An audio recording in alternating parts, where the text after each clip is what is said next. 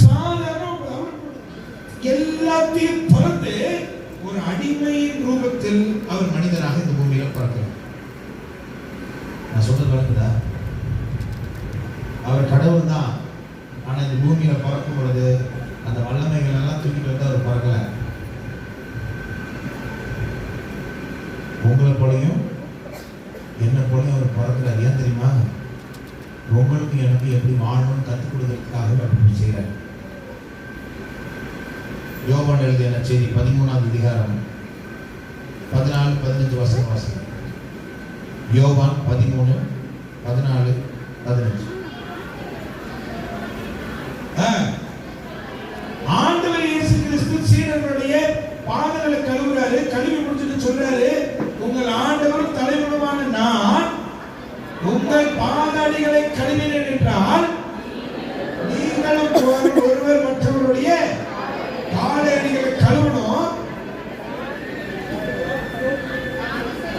நான் செய்தது போலவே நீங்களும். பாருங்க, நான் உங்களுக்கு முன்னுதாரணமா விட்டுட்டு போறேன்னு சொல்றேன். எத்தனை பெரிய கலகம் பூசிக்கு போயிருக்கிறோமா இல்லையா?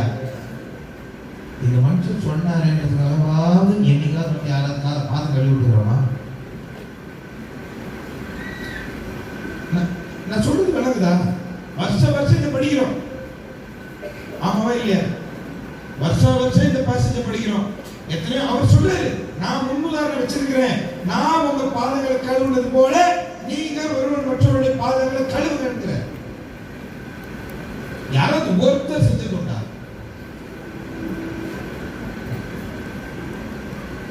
அப்புறம் என்ன? உன் சித்தம் போ ஆண்டவரே, உங்க சித்தத்தை நிறைவேறு. உன் சித்தம் செய்வதுதான்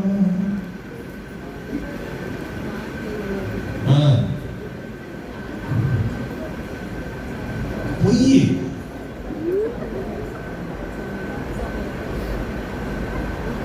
அவங்க பாருங்கள, அவங்க என்ன சொல்றாங்க? சாமியார் விட்டா தானே கழுவ முடியும். ஏசு சொல்லிட்டாரு, வீட்டுக்கு போய் கழுவ வேண்டியதானே. பிரியமான என் சகோதர சகோதரிகளே, நம்ம என்ன பண்றோம் தெரியுமா? பைபிள் ஆண்டவர் சொல்றதை விட்டுட்டு பைபிளை பத்தி நிறைய பேர் சொல்லியிருப்பாங்கல்ல, அதைதான் முடிச்சுட்டு வாழ்ந்துருக்கிறோம். அவர் ரொம்ப சிம்பிளா சொல்றாருங்க, தாட்சியா இருந்தா நான் கூட இருப்பேன். நீ தாட்சியா இல்லையா, நான் என்ன பண்ணுவேன்?